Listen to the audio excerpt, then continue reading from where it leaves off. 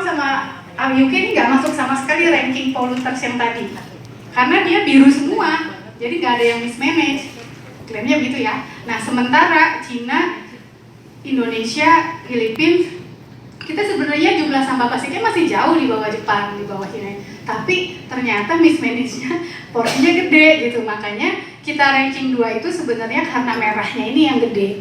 Kalau birunya yang gede, ya selama dia bisa zero merah, it's okay gitu. Itu sebenarnya message-nya. Nah, ini kata datanya dari Ocean Conservancy, silakan teman-teman browsing sendiri. Nah, kalau di Indonesia, nah ini sebenarnya data yang saya kumpulkan 2016 ya. Sekarang udah banyak juga update-update, tapi sepengetahuan saya tidak terlalu banyak bergerak angkanya. Ini data dari Adipura, teman-teman pasti pernah dengar ya Adipura ya. Itu data yang declare sendiri. Jadi saya wali kota, saya declare bahwa sampah saya sekian, sudah terolah sekian. Jadi istilahnya ya suka-suka saya mau bilang apa gitu kan. Diverifikasi, tapi verifikasinya tidak terlalu detail. Jadi dengan data yang dia klaim sendiri saja bisa dilihat di sini. Kota metropolitan itu masih ada 17% yang loss. Loss itu artinya ya nggak tertangani. Kota besar itu masih ada 30%. Ini perhatian kita di sini aja ya. Di sini nih. Kota medium itu yang penduduknya antara 250.000 sampai 500.000 di pusat kota ya. Jadi kota medium ini banyak sekali jumlahnya, yang teman-teman lebih ketahui sebagai kabupaten.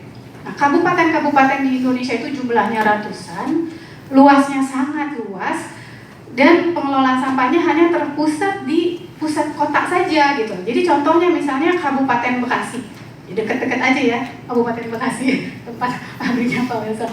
Itu pengelolaan sampah jangkauan pelayanan sampahnya mungkin hanya di kota Cikarangnya aja gitu. Tapi coba lihat dia di dekat-dekat pesisirnya, kan kalau nggak salah Bekasi ada garis pantai juga kan.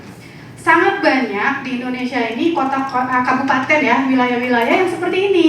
Jadi tidak terjangkau pelayanan sampah sampai ke lokasi-lokasi yang jauh. Akhirnya yang terjadi masyarakat tidak dapat pelayanan. Nah disinilah sebenarnya. Ini ada sebenarnya kota kecil, jadi kategorinya ada satu lagi tapi datanya nggak ada. Ini yang kita khawatirkan sebenarnya lebih banyak lagi bocoran-bocoran yang berasal dari sini.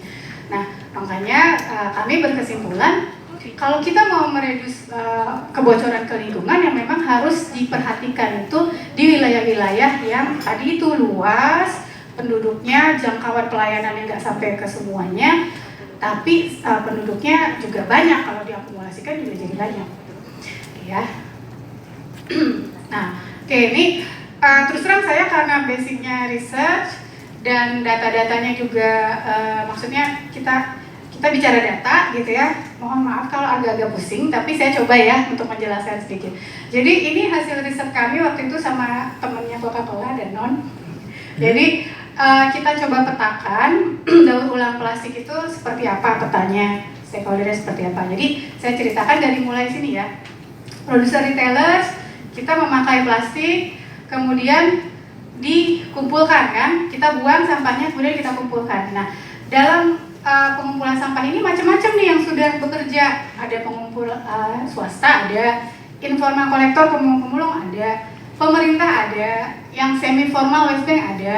Nah, kita bedakan ada yang terpilah sama yang tidak terpilah. Nah ini, jadi pemerintah daerah itu sebenarnya punya beberapa program yang sampahnya dipilah, tapi ada juga yang belum.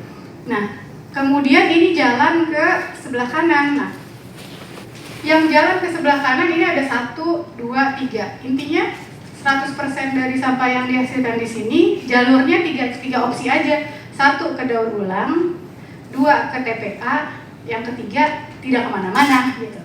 Nah kesimpulan kami dari 100% sampah yang dihasilkan di Indonesia, plastiknya, yang ke TPA itu ada 69%. Yang ke daur ulang itu cuma 7% saja, makanya tadi ada data masih lebih kecil dari 10% kalau perhitungan kami. Nah,